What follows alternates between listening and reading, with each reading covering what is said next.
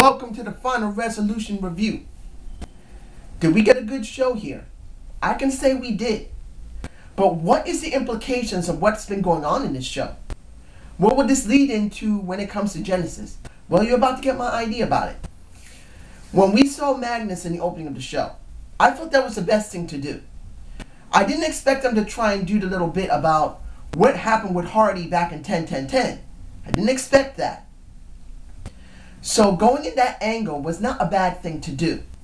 Hardy throughout the night didn't really explain himself. He had his moment with Joe, he had his moment with Sting, and then by the time of the match itself, he spoke out and we get Dixie with him.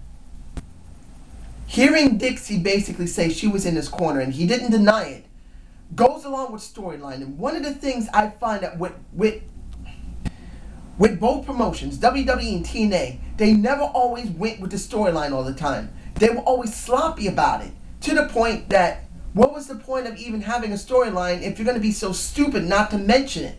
So I can say when Magnus was talking about how dark Hardy became when he had to do his road to redemption, I didn't mind that. And then when Dixie put her 2 cents in, which I think the final segment going into the match was a bit too long. It was. Because I kind of felt like the match itself might have been a little rushed. Because they were running out of time. This is where I wish these themed impacts that are like pay-per-views would have a little more time than just 2 hours. TNA, please, make it 2.5 hours. Make it 2 hours and 30 minutes. Give it a little more extra. I really believe that would give another dynamic to your pay-per-view themed impacts. But they didn't do that. So she's saying, you better do as I say, you're going to be fired. Actually makes some sense when it comes to the Magnus character. I didn't expect him to stay face. Him becoming a heel seemed to be the best option to be done. So when we saw the match between Hardy and Magnus, it was a good match. And not seeing a ref in the ring was good. I'm glad they put that little touch in there. For me personally, seeing a ref in the ring, what would be the point of the ref? They have to climb outside the ring to get to the title by the ladder. So I'm glad they didn't have a ref in the ring. And then seeing EC3 standing there and then trying to stop Magnus made me think, well, there has to be something screwy here. This is interesting. EC3 is being put in a prominent spot, which is very good, which I will get to Feast and Fire in a few minutes. That's the last thing we're going to talk about. But you get my point. Seeing EC3 in this spot was actually very good. He needs to be promoted. Seeing that Hardy gets screwed over by Rockstar Spud, who I am still loving. This was sweet. This was a beautiful moment for Rockstar Spud to be involved in screwing over Hardy. Now, Rockstar Spud could actually have a match with Hardy. Rockstar Spud can still be exactly as he is as the Chief of Staff. Now, Hardy could actually have a conflict with EC3 next to Sting. This gives you a lot more options. And in the end, Magnus takes the bait, and he now is the TNA World Champion. I'm not complaining about this. We needed Magnus. He is a homegrown TNA guy. He's not a reject like an EC3. He's not an old WWE either semi-star or full superstar like a Jeff Hardy. They need to promote their own people. And Magnus has been there a while. He deserves this, and I'm glad he finally got it. Now, the next thing I want to talk about is the Joseph Parker, Eric Young segment. I told you, ladies and gentlemen, Eric Young was going to bring out the Abyss. Him with the packages, what Abyss would like, was the wisest thing to do. Was it corny? Yeah, but it was necessary. Him saying simply, "You're Abyss, and to help you bring out Abyss, I've made a match for you. Monsters Ball next week. Kaz and Daniels." And what do we get from Joseph Parker? No. Until Janice shows her beautiful little head with all those little bitty spikes on it. And he looks at it going, "I'll do it." Unless, and this is just my personal preference, you guys tell me below, I really believe that it shouldn't have been this easy. Because showing Janice here seems like the wisest thing to do, and I'm not complaining about it. But I really believe that him not accepting it that easily, leaving Janice behind, going into the back, and then when the segment was over and they were moving on beyond the knockouts match or whatever, and then you see Janice left out, and he comes to Janice and he touches it and picks it up and says, I have to do it, or she feels right in my hands. And basically Eric Young is there and he says, you see, I knew you would do this. You're having your match. And he looks back at him and just goes, drops it, but then he just gives it a look like she felt right in my hands. I felt that would have been more effective, but that's just my personal preference. This is still building up for the Abyss to finally come back, and I believe he'll come back at Genesis. So I'm moving on to the breathe. The knockouts match with Madison Rayne and ODB versus Gail Kim and Leda Tappa. Look, I'm going to give it to you like this. I'm a guy. You got 4 women in the ring. 2 big women. One with really big boobs. Not bad looking in the face. Another woman who's actually just a very large woman. She has a pretty face. You got Gail Kim, who's not bad looking at all. And then you have, as the Select Daddy says, basically the GOAT. When you're in my position, you'll take anything, even a GOAT.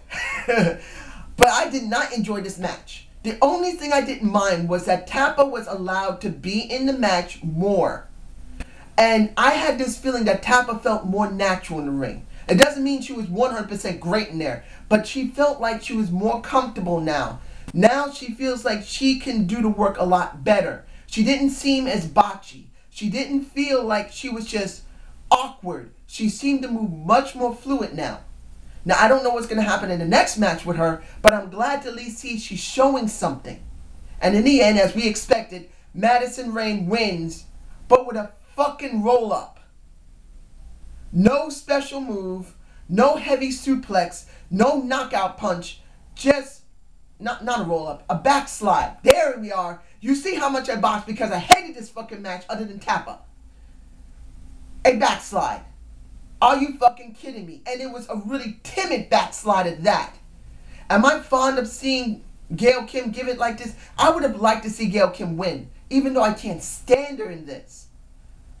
But what are we getting? We're getting a final match at Genesis. I'm just, as I stated already, Tappa needed more time to really get into her own. Being with Gail Kim, as much as you say she can botch, she's overwhelming Tappa. She needed a manager. She needed one. She needs someone to talk to help her deal with some of the bumps she's going to have. You may not like it, but this is what we're going to get. And I believe by March or maybe April of 2014, we'll finally see Tappa on her own, and then she will dominate the Knockouts division. This had to happen no matter how much we hate it. Now, finally, Feast or Fire. I was scared because there was one person I was hoping would not get the World Championship shot. You see how much I'm botching because of what happened with the Knockouts match. But the championship shot, I did not want Chavo to get it. We know now he's bye-bye. Ion wasn't surprised him getting the X Division shot. It would have been better to mix it up. It would have been more surprising if EC3 had gotten the X Division shot and Ion got the world title shot.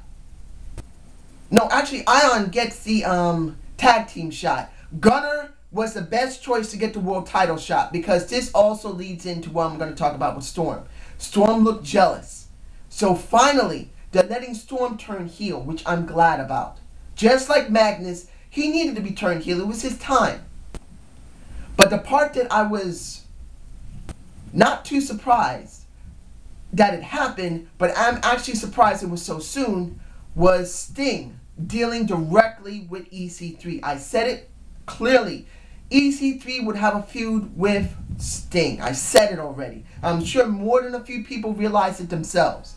But as I said before, if Sting does not put him over clean when they finally have the match, and I believe it's going to be Genesis, this didn't make any damn sense. EC3 had a great moment at the main event, fighting against Magnus. He had a great moment before the Feast and Fire match, and he had a great moment during the Feast and Fire match. Well, not Feast and Fire segment. Sorry about the match saying it. But you get my meaning. He's been put in so many good prominent spots. If Sting does not put him over clean, what was the point of this? EC3 is a reject from WWE, but he could still be made into a TNA star, which we need. So how do I rate this show? I give it a good B. Chavo did not get the world title shot. Yes. Hardy did not get the world title. Yes. We're getting a progression finally of the Joseph Park character. Yes. I am very happy with this, and I'm not doing the Daniel Bryan. Yes, yes, yes. Those are the main things I'm alright with. I don't understand why Sam Shaw was not shown. Why? You promoted him a couple of times. You should have shown at least one segment, and then something going on with Christy Hemme. And I'm kind of disappointed there was only 1 or 2 interviews during this themed Impact. I would have liked more, because TNA does that very well. I give this a solid B. This was a pretty good show because of those things I mentioned. So I hope you enjoyed the Zane's View. Give me a comment. Tell me how you feel about this final resolution, because TNA is going to be going into 2014 with something very interesting. They're going to have 2 champions. So how are they going to structure both these champions going into Genesis? Because it has to happen. This can't happen by Bound for Glory. It can't happen by Slammiversary. It must happen by Genesis. Tell me how you feel, and have a good day.